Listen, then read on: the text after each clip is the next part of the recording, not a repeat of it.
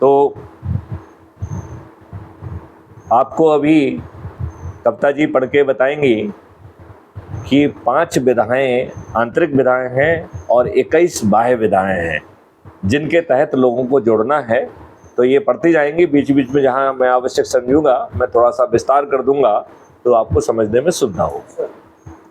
हमारे संकल्प की 5 आंतरिक विधाएं जिसके तहत लोगों को जोड़ना है। फर्स्ट है स्वयं को जोड़े। तो यहाँ सबसे पहले स्टार्ट हो रहा है कि जैसे भी किसी भी माध्यम से आपको लिंक मिलती है तो खुद को जोड़ना है। यदि आप खुद को जोड़ लेते हैं तो 90% काम पूरा हो गया है। 90% काम केवल खुद को जोड़ने से पूरा हो रहा है ना? बहुत आसान। जी सर। दूसरा है परिवार के सदस्यों को जोड़े। अपने घर वालों को जोड़ना है, बाहर पहले नहीं देखना है, पहले घर वालों को जोड़ो। तो अपनी पत्नी को जोड़ो, अपने माता पिता को जोड़ो, अपने कजिन्स को जोड़ो, सबको जोड़ो। तीसरा है मित्रों और पड़ोसियों को जोड़े। तो जो आपके मित्र हैं, जो आपके पड़ोसी हैं, उनको जोड़िए। चौथा है रिश्तेदारों को जोड़िए। और पांचवा है विभिन्न सर्कल के लोगों को जोड़े। अब जो है आपके रिश्तेदार अलग अलग तरीके से जो रिश्तेदार होते हैं अलग अलग जगह में होंगे, तो उनसे संपर्क करिए, फ़ोन से संपर्क करिए, वीडियो से संपर्क करिए, उनको जोड़िए। क्यों? क्योंकि वो लोग हैं जो आपके वर्षों से जुड़े हुए हैं, जो आप में आस्था रखते हैं। उन्हें जो है आप नए नहीं हैं, तो यदि आप कुछ बात उनको भरोसे से कहेंगे तो चूंकि आप कह रहे हैं इस बात पर वो भरोसा करेंगे। पांचवा विभिन्न सर्कल के लोगों को जोड़े। तो विभिन्न सर्कल के लोग मतलब जैसे आप किसी संगठन से जुड़े हुए हैं, आप रोटरी क्लब से जुड़े हुए हैं, आप किसान यूनियन से जुड़े हुए हैं, तो जो भी आपके संगठन हैं जो उनको सर्कल कहेंगे, जिनसे आप लंबे समय से इतने समय तक 30 साल 40 साल से आप जुड़े रहे हैं, तो ऐसे लोगों से आपका एक विश्वास का सेतु है। तो यदि आप उनके पास जाके कोई बात कहेंगे तो उन्हें समझ में आएगी और उसको वो हवा में नहीं उतारेंगे। तो जो विभिन्न सर्कल के लोग हैं उनको जोड़ना है। ये 5 जो है आपकी अंतः विधाएं हैं, मतलब ये आपकी अपनी है, राइट। अब जो है बाह्य विधाओं के बारे में बात करेंगे, जो 21 बाह्य विधाएं हैं। संकल्प की 21 बाह्य विधाओं के तहत लोगों को जोड़ना है।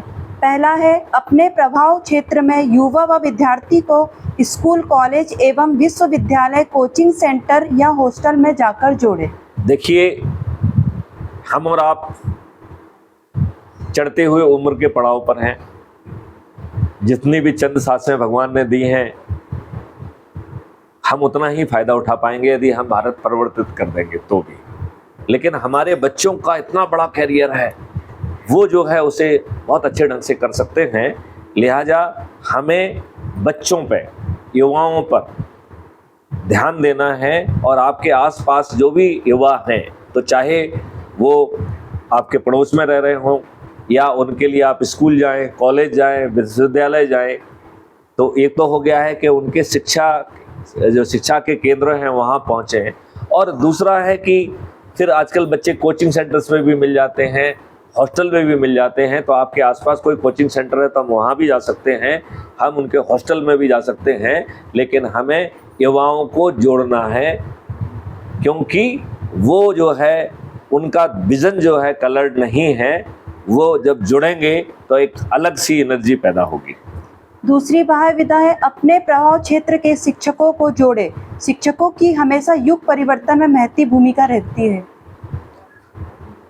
कहते हैं कि गुरु गोविंद दो खड़े, काके लागो पाए, बलिहारी गुरु आपकी गोविंदियों मिलाए, राइट। तो शिक्षक वो है, यदि हम शिक्षक को जो है ना कन्विंस कर लेते हैं तो वो बच्चों को भी कन्विंस कर लेगा और बच्चों के माता पिता को भी कन्विंस कर लेगा। तो जैसा कि भगवान उन्होंने कहा है कि गुरु गोविंद दो खड़े, काके लागो पाए, तो गुरु को महत्व देना है, शिक्षकों को महत्व देना है।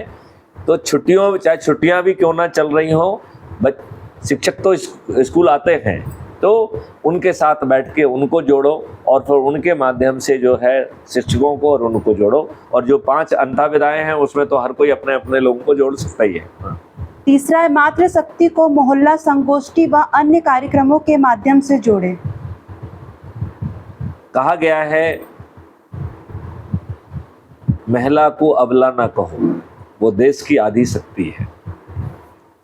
तो महिलाओं को हमने महिला वर्ड यूज नहीं किया है, नारी शक्ति वर्ड यूज किया है। तो हमें नारी शक्ति को जोड़ना है और जहाँ के जो रिवाज हों उन रिवाजों का हम यूज करें। तो जैसे आपके क्षेत्र में कहीं बुलावा होता है, कीर्तन होते हैं, ये आप लोग ज़्यादा समझोगे कि कैसे आप महिलाओं को इकट्ठा करें, राइट। तो जो प्रचलित आपके तरीके हैं उस तरीके से जो है ना महिलाओं को एक जगह पे इकट्ठा कर लिया जाए, जिस प्रयोजन से करें वो भी कर लिया जाए। और साथ में जो है क्राइम फ्री भारत के बारे में उन्हें यदि हम शिक्षित करेंगे, अवेयर करेंगे और उन्हें जोड़ेंगे, तो एक बात कही गई है कि यदि आप एक पुरुष को एजुकेट करते हैं तो एक व्यक्ति को एजुकेट कर रहे हैं, लेकिन यदि आप एक महिला को एजुकेट करेंगे तो आप एक परिवार को एजुकेट कर रहे हैं। तो हमें नारी शक्ति के माध्यम से उस पूरे परिवार तक पहुंचना है, पूरे परिवार को जोड़ना है। चौथा है व्यापारियों से चंदा वसूली, उत्पीड़न व शोषण अधिक है। व्यापारियों को करों से मुक्ति एवं सभी प्रकार के शोषण से भी मुक्ति मिलेगी। तो व्यापारियों तक पहुंचो। आज हर व्यापारी जो है टैक्स दे रहा है, हर व्यापारी अवैध चंदा दे रहा है, उसको जो है ना ब्लैकमेल किया जा रहा है, उसको डराया जा रहा है, उसको धमकाया जा रहा है, उससे टैक्स लिया जा रहा है। इस भारत में तो टैक्स भी नहीं होगा, राइट। और हम इन व्यापारियों को जो है इसलिए जोड़ो क्योंकि उन्हें एक अच्छा भविष्य मिलने वाला है, उनका चेक बाउंस नहीं होगा, वो दिवालिया नहीं होंगे। तो हर व्यापारी जुड़ना चाहेगा कि नहीं जुड़ना चाहेगा? तो उनके पास पहुंचो, उनको भी जोड़ो। फिर सैनिक व सेनानियों को जोड़े, इससे उन्हें सम्मान मिलेगा व महापरिवर्तन में अपनी भूमिका निभा सकेंगे। हमारे सैनिक जो है वो कम उम्र में रिटायर हो जाते हैं, जनरली कोई सिक्योरिटी गार्ड बनता है, कहीं कोई बनता है, वो एक डिसिप्लिन्ड सोल्जर्स हैं। उन्होंने अपने देश के लिए अपनी जवानी जो है ना कुर्बान की है।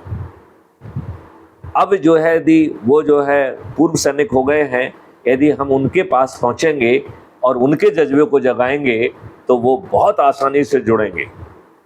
नेक्स्ट, छठवीं हमारी बाह्य विधा है टैक्सी, ऑटो रिक्शा, हाट ठेला, ट्रक वालों के लिए शोषण मुक्त व्यवस्था के लिए जोड़े। अब आपका हर छोटा आदमी शोषण का शिकार है, उससे नगर निगम वाले भी पैसे लेते हैं, पुलिस वाले भी पैसे लेते हैं, दवा भी देते हैं। वो सब्जी बेच रहा है तो जो है ना अपनी सब्जी ले जाते हैं फ्री में, तो वो जो है ना भाग भी रहा है, सम्मान भी दे रहा है, पैसा भी लुट रहा है। तो जो भी शोषित वर्ग है, चाहे वो टैक्सी हो, चाहे ये हो, चाहे हाथ ठेला हो, उन तक रीच आउट करना पड़ेगा। हम आपको वो विधाएं दे रहे हैं जिससे कोई क्षेत्र छूटे ना। अदरवाइज क्या होता है कि हम नेतागिरी वाले लोगों के पास ही जाते हैं, समाज सेवा वाले के पास जाते हैं। हम आपको एक पूरा स्पेक्ट्रम दे रहे हैं कि इस महापरिवर्तन में किसी को नहीं छोड़ना है। सातवां, पंच, सरपंच, पार्षद जो कि विधायक एवं सांसदों द्वारा प्रताड़ित है, उन्हें संगोष्ठी कर जोड़े। अब देखिए घटिया कानून ये बनाते हैं। आप जो है ना नरेगा में देखिए, एक व्यक्ति भी जो है ना आदमी से काम नहीं करा रहा है, सब जेसीबी से काम हो रहे हैं और भुगतान जो है ना वो आदमी को हो रहा है। अब आप बताओ, जिस सरपंच को जाओ जेल भेज दो कि ना भेज दो, क्योंकि वो गलत काम कर रहा है। तो हमने गलत योजना ही क्यों बनाई है, राइट। तो पंच सरपंचों को ये आज के एमएलए विधायक ये प्रताड़ित कर रहे हैं, और जब ये उनकी बात नहीं सुनते हैं या उनके चरण सेवक नहीं बनते हैं तो झूठी शिकायत लगा के उन्हें बर्खास्त भी करा देते हैं, प्रताड़ित भी करते हैं। ऐसा हो रहा है कि नहीं हो रहा है?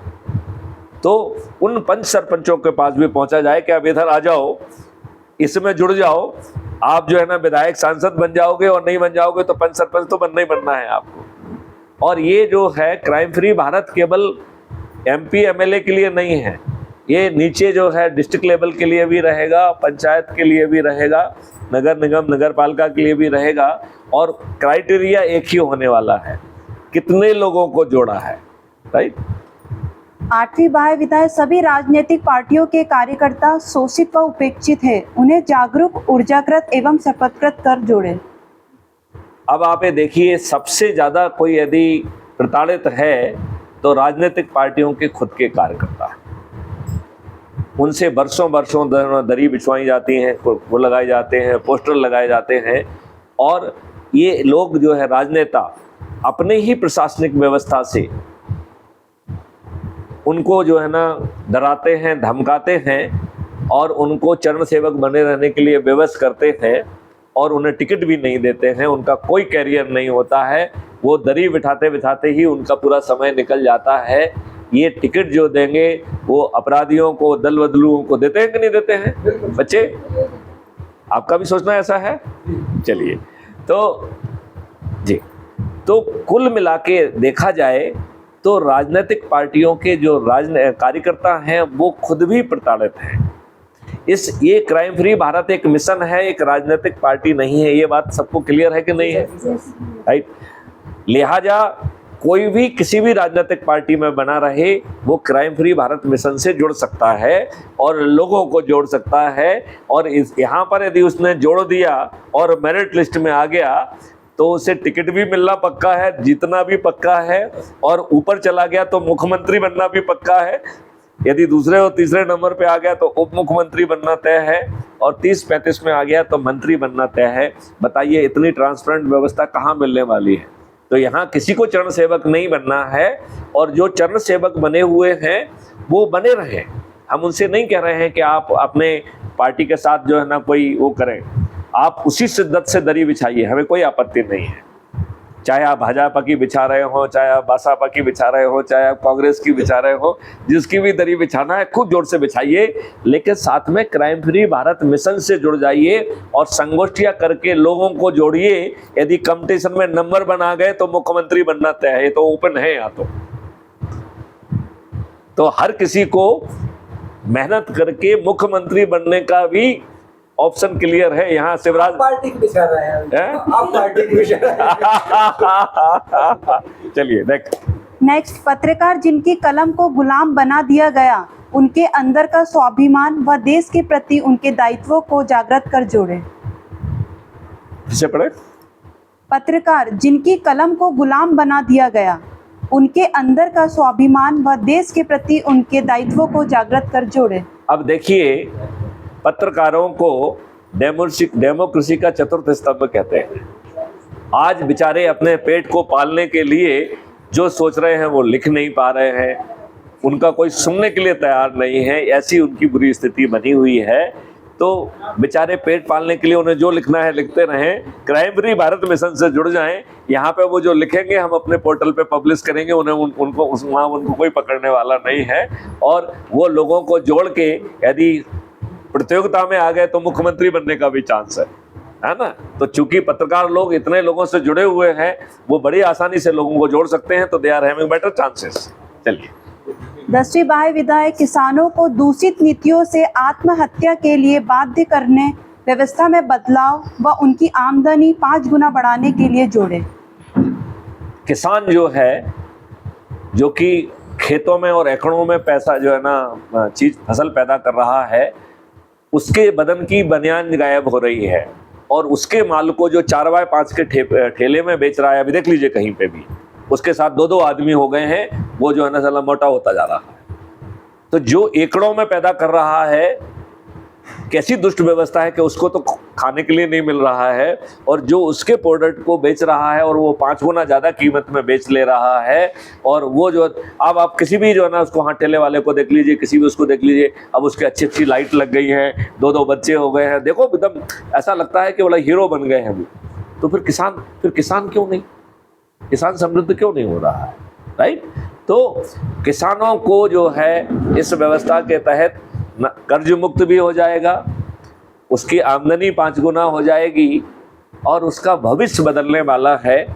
तो मैं ये पूछता हूँ कि ये किसान नेता जंतर मंतर पे और बाकी जगह क्यों बैठ रहे हैं?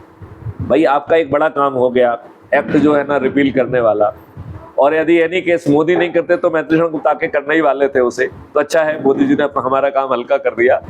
लेकिन अब मेरा मानना है कि किसी भी किसान भाई को इन नेताओं के सामने हाथ नहीं फैलाना चाहिए, उन्हें लोगों को जोड़ने वाले उसमें लग जाना चाहिए। चंद महीनों की बात है, हम इस व्यवस्था को बदल देंगे। भारत में किसानों की आमदनी बिना खर्च किए 5 गुना बढ़ने वाली है, और जिम्मेवारियां किसानों की कम होने वाली है। किसान केवल निर्णय लेंगे उनके यहाँ पे अच्छी क्वालिटी का सीड अपने आप पहुंचेगा, बड़े बड़े पेड़ अपने आप पहुंच जाएंगे, और उनको उसका पैसा नहीं देना होगा, वो कॉस्ट सेटलिंग अकाउंट में जाएगा। इसलिए हर किसी का एक कॉस्ट सेटलिंग अकाउंट बनाया गया है, और किसानों के खेतों में करोड़ों रुपए खर्च किए जाएंगे जो उनसे नहीं मांगे जाएंगे। वो जो एक्स्ट्रा मनी जो आएगी वन एमएसपी के ऊपर की, तो किसानों को वन एमएसपी के ऊपर भी पैसा मिलने वाला है। वन एमएसपी तत्काल मिल जाएगा, और 0.8 से 1.7 बाद में जो आने वाला है, उससे जितने भी खर्चे होंगे वो सेटल होंगे, राइट। तो जो आपके यहाँ पे जो करोड़ों के पैसे खर्च होंगे, उनको जल्दी सेटल नहीं करना है, 10 साल में 20 साल में सेटल कर लेंगे, क्या जल्दबाजी है, राइट। तो किसानों को जोड़ना है, किसानों के संगठनों को जाओ, ये आपको हम स्पेक्ट्रम दे रहे हैं, किसी को नहीं छोड़ रहे हैं उसमें। हाँ, नेक्स्ट, 11वीं बाह्य विधाएं मजदूरों को 10 गुना सम्मान आमदनी बढ़ाने के लिए जागृत करें। तो जो मजदूर है उसे आज की तुलना में 10 गुना ज्यादा मजदूरी मिलेगी। एक व्यक्ति की जो परचेजिंग पावर है वो 50,000 पर मंथ होगी, और एक परिवार की यदि 4 सदस्य हैं तो 2 लाख रुपए पर मंथ होगी। तो वो सम्मान से जी पाएगा।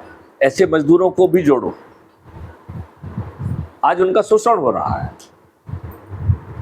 12वीं बाह्य विधा है गरीब नारायणों सम्मान रोटी कपड़ा एवं मकान हेतु जागृत कर जोड़ें। ये स्लम एरिया में जो लोग रह रहे हैं तो उनको भी जगा के जोड़ना है। यदि हम उनको जोड़ेंगे तो उनके लिए एक अच्छा भारत मिलेगा। वो एक स्लम एरिया में नहीं रहेंगे, वो उन्हें जो है पीएम आवास योजना की ज़रूरत नहीं होगी। उन्हें आर्किटेक्ट उनके घर जाके डिज़ाइनर हाउस बना के देगा और उनसे पैसा नहीं मांगेगा। पैसा धीरे धीरे 10 साल 20 साल में सेटल होता रहेगा, उसकी चिंता आपको नहीं करना, उसकी चिंता सिस्टम करेगा। तो आपके ऊपर कर्ज भी नहीं है, और आप जैसे ही आपका मकान बन के तैयार होगा तो उसमें आप रह भी पाएंगे। 13वीं बाह्य विधा है वरिष्ठ नागरिकों को जीने का मकसद देते हुए आने वाली पीढ़ी के कल्याण के लिए जोड़ें। अब देखिए, जो वरिष्ठ नागरिक हैं, बच्चे जो है नौकरी कर रहे हैं, बहुएं नौकरी कर रही हैं, बच्चों के जो बस्ते बड़े हो गए हैं और उनके पास एक मोबाइल फ़ोन भी हो गया है, तो बच्चों के लिए और बच्चों के पापा के लिए, अपने बुजुर्गों के लिए समय नहीं बचा है। अब बहुत सारे बुजुर्ग जो है मंदिरों में, आश्रम में, पार्कों में, कोई हंसने वाला क्लब में, कोई कहीं बैठ रहा है कि नहीं बैठ रहा है। तो यदि हम बुजुर्गों के पास जाके उनके अंदर उनको जागृत करेंगे, तो चाहे उनके बच्चे उनका सम्मान कर रहे हो चाहे नहीं कर रहा हो, लेकिन हर बुजुर्ग अपने बच्चों के लिए एक अच्छा भारत चाहता है। तो बुजुर्गों को जागृत कर दीजिए, उन्हें एक जीने का मकसद दे दीजिए। 14वीं बाह्य विधा है समाज सेवी संगठनों को देश के बदलाव में उनकी सहभागिता के लिए जोड़ें। कम रीड अगेन। समाज सेवी संगठनों को देश के बदलाव में उनकी सहभागिता के लिए जोड़ें।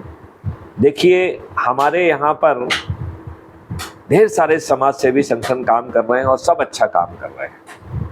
वो अपना काम करते रहें, हम भी उनका समर्थन दें, लेकिन उनसे कहें कि आप क्राइम फ्री भारत मिशन से भी ऐप के माध्यम से जुड़ जाइए, तो वो अपना काम भी करते रहेंगे और इसमें जुड़ने के कारण वो बदले हुए भारत के भी हिस्सा बन पाएंगे। और उनके समाज सेवी कार्य में यदि कोई चाणक्य का रोल है, चाणक्य की बात कर रहे हैं, तो वो चाणक्य की भूमिका में भी अपना रोल अदा कर पाएंगे। 15वीं बाह्य विधा है वकीलों को स्वतंत्र भारत में नियम, कानून व नई व्यवस्था में अपनी भूमिका निभाने के लिए जोड़ें। चूंकि आप कह रहे हैं कि सभी में आमूल चूल परिवर्तन हो रहा है, तो वो आमूल चूल परिवर्तन की व्यवस्था में इन वकीलों को भी भूमिका निभाना होगी। हालांकि उनके जो वर्तमान नॉलेज है वो हमारे लिए बाधक होगा, तो हम देखेंगे कैसे उसको यूज किया जाएगा, लेकिन उन्हें जोड़ा जाए। एक चीज़ उनको हम बताना चाहेंगे कि वो बेरोजगार नहीं होंगे, अपराध मुक्त भारत भी होगा और उन्हें करोड़ों रुपए भी मिलेंगे। तो वो समृद्ध वकील बनेंगे और उन्हें अपने क्लाइंट को मूर्ख नहीं बनाना होगा। आज तो वो क्लाइंट को मूर्ख बनाते हैं, लोगों को जो है ना उनके मुकदमे को जो है वो करते हैं। मेरी बिटिया खुद वकील है, अब तो खैर विदेश में है। एक दिन वो बहुत जोर से रोई। उसने कहा कि ये वकील लोग जो है ना सेटलमेंट नहीं होने देते हैं। मतलब पति पत्नी सेटलमेंट करना चाह रहे हैं, दोनों तरफ के वकील जो है ना उनको सेटलमेंट नहीं करने देते हैं, तो ये वकील अपने जीविकोपार्जन के लिए दूसरे लोगों का हित ना करें। उन्हें इतनी धन की वर्षा होगी कि वो वैसे ही समृद्ध होंगे, उन्हें अपने समृद्धि के लिए जो आज घटियापन उनको करना पड़ रहा है वो नहीं करना पड़ेगा। 16वीं बाह्य विधा है, इंजीनियर को नए भारत में अच्छे इंफ्रास्ट्रक्चर व टेक्नोलॉजी विकसित करने के लिए जोड़ें। तो जो चूंकि सब कुछ बदलने वाला है और भारत के पास 20 गुना ज़्यादा जो है ना पैसा होने वाला है, तो भारत का जो इंफ्रास्ट्रक्चर है वो एक अद्वितीय स्तर का होने वाला है, तो उसके लिए इंजीनियर्स की भी भूमिका है, तो इंजीनियर्स को भी जोड़ो। 17वीं बाह्य विधा है, डॉक्टर को इंटीग्रेटेड पैथी के तहत निरोगी व दीर्घायु भारत के निर्माण के लिए जोड़ें। आगे चल के भारत जो है रासायनिक विष से मुक्त होने वाला है और उसके खान पान में जो है औषधियों को मिक्स किया जाएगा जो उसे निरोगी भी रखेंगी और दीर्घायु बनाएंगी, और सभी डॉक्टर्स मिलके ह्यूमैनिटी के लिए काम करेंगे। एलोपैथिक सुपीरियर है, आयुर्वेदिक सुपीरियर है, नेचुरोपैथी सुपीरियर है, ऐसा नहीं होगा। सभी पैथी के लोग एक सिस्टम के तहत काम करेंगे और जिस स्टेज पर जिस पैथी को रोल अदा करना है वो रोल अदा करेगी। तो इसके लिए सभी लोग तरीके के डॉक्टर्स को जोड़ो, एलोपैथी वाले भी, आयुर्वेदिक वाले भी, होम्योपैथी वाले भी, यूनानी वाले भी, किसी को नहीं छोड़ना है। चलिए 8वीं बाह्य विधा है, वैज्ञानिकों को भारत को विश्व की रिसर्च एवं डेवलपमेंट हब बनाने के लिए जोड़ें। तो जब आप कह रहे हैं कि इतनी रिसर्च एंड डेवलपमेंट होगी कि हम विश्व की रिसर्च एंड डेवलपमेंट हब होंगे, तो हमें सभी साइंटिस्ट को भी जोड़ना है। 19वीं बाह्य विधा है, अर्थशास्त्री एवं चार्टर्ड अकाउंटेंट को कर विहीन समृद्ध भारत के निर्माण हेतु जोड़ें। तो जो आपके अर्थशास्त्री हैं, चार्टर अकाउंटेंट हैं, आप कह रहे हैं कि टैक्स फ्री भारत होगा, समृद्ध भारत होगा, धन की वर्षा होगी, तो उन चीज़ों के डिजाइनिंग के लिए ये लोग भी जुड़ें और ये लोग अपनी भूमिका भी निभाएं, और कोई ये बात ना सोचे कि उसका काम कम हो जाएगा। ये क्राइम फ्री भारत की गारंटी है कि हर कोई समृद्ध होगा, तो किसी को ये ना लगे कि फिर मेरा क्या होगा। तो किसी का कुछ नहीं बिगड़ने वाला है। जब भारत का मजदूर समृद्ध हो जाएगा तो बाकी लोग तो और भी बड़े समृद्ध होंगे। 20वीं बाह्य विधा है, साधु एवं संत को सद्ज्ञान के प्रचार एवं प्रसार कर जागृति लाने के लिए जोड़ें। तो कल की मीटिंग में आप आए हो तो आपने देखा होगा, कल एक साधु साहब आए थे। आए थे तो आपके शायद होशंगाबाद के आसपास की कहीं के थे वो, तो वो जुड़े हैं और उन्होंने कहा कि वो मोटरसाइकिल से जाएंगे सब जगह वो करेंगे, सब लोगों को जागृत करेंगे, दूसरे संत समाज को भी जागृत करेंगे। तो हमारे उसमें साधु और संतों का एक अपना महत्व है। यदि इस महाअभियान में उनकी सहभागिता होगी तो बहुत अच्छा रहेगा।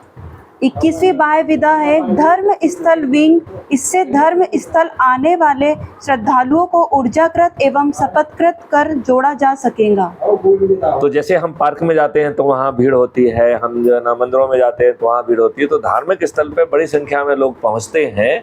जब वो पूजा करके आ जाएं तो 10 मिनट उनका समय लेके यदि हम उनको जागृत करेंगे, इसका मतलब ये है कि जहाँ कहीं भी लोग हों वहाँ पहुँचो और उनको जोड़ो। तो आप लोगों का क्या कहना है कि इन 21 विधाओं के तहत हमने आपको एक पूरा स्पेक्ट्रम दे दिया है। आप अपने पास जिन लोगों को देख रहे हो, किसान दिख रहे हो तो किसान को जोड़ो, मजदूर दिख रहे हो तो मजदूर को देखो, हाथ ठेला वाले तो हाथ ठेला को देखो, दुकानदार मिल रहे हैं तो दुकानदार को जोड़ो, संत मिल रहे हैं तो संत को जोड़ो, डॉक्टर मिले तो डॉक्टर को जोड़ो, इंजीनियर मिले तो इंजीनियर को जोड़ो, अर्थशास्त्री को जोड़ो। इस प्रकार आप ये महसूस कर रहे होंगे कि कोई भी नहीं छूटा है। कोई छूटा है क्या? शिक्षक, विद्यार्थी, सबको ऐड किया है, इवन नारी शक्ति को भी ऐड किया गया है। तो इस प्रकार सभी लोग जो है वो जुड़ गए हैं। अब इस विधा के तहत आपको जोड़ना है। चलिए, थैंक यू बेटे। जय हिंद, जय भारत, वंदे मातरम, जय गुरुदेव।